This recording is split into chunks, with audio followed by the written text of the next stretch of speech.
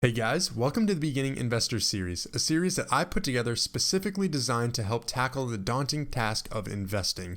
This is video number 1 in the series where I will be talking about the 4 steps towards setting your investment goal. Let's get right to the video.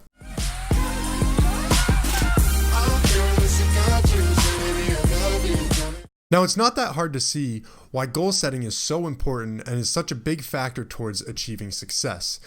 Even back in the day, Warren Buffett's goal was to not depend on a single income.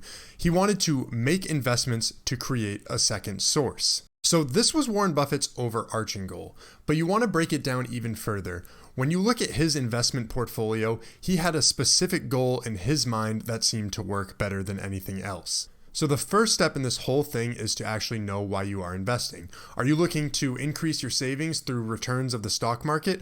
Are you looking to quickly get enough money to afford a down payment or buy a new car? Are you just creating a portfolio for another source of income? There's different things that you need to break down to understand the type of portfolio that you will be creating. So the next step that's very important is actually being realistic.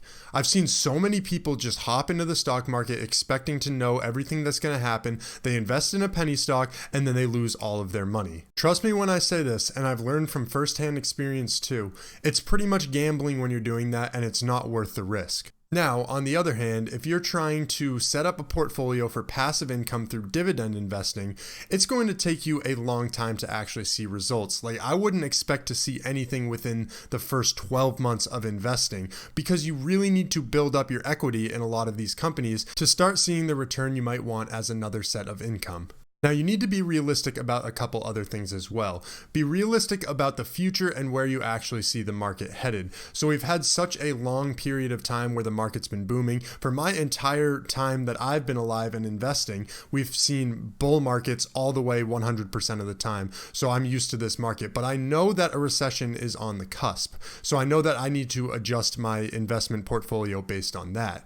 You also need to be realistic about the amount of money you can actually invest. So if you say you're going to invest $500 a month when you barely have enough money covering groceries and rent and other expenses, you need to rethink that and try and think about how you can allocate costs differently in order to invest the amount that you would like. The next step is to break it all down. I can't tell you how frustrating it is to miss any of your goals, and if you do miss a goal, oftentimes you feel so discouraged that you ultimately might stop investing altogether.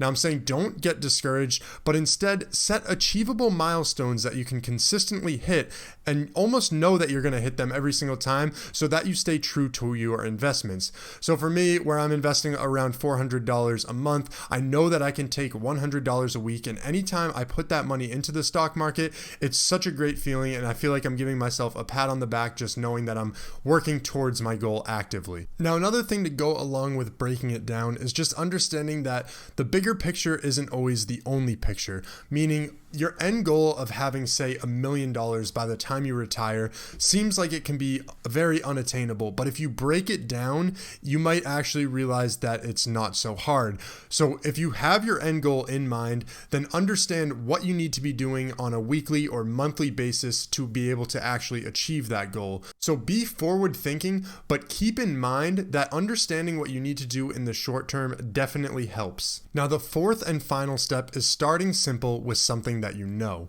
When you first begin investing, you don't want to just jump in blindly and start picking your stocks or deciding that you want to trade Forex. Instead, begin with something that you actually understand. So begin in a broad index fund or maybe some ETFs. There's a lot of great options out there, and I've posted a ton of videos on my channel for you to be able to break down what are smart investments versus some that aren't so smart. So definitely check those out. But you can use simple techniques like dollar cost averaging to make the most of your investments over time. I would recommend building a foundation of things that you know how to do investing and things you're very comfortable with. And as you start to get used to the market and understand how investing works, then you can start to branch out into some of those riskier or different styles of investments. Anyways, guys, those are my 4 steps towards setting your goal for investments. I hope that you use these when you set up your goals. If you enjoyed the content and you think it was useful, make sure you drop a like and leave a comment down below. What's your goal for investing? Thanks for checking out the video. Stay tuned for the second one to come out.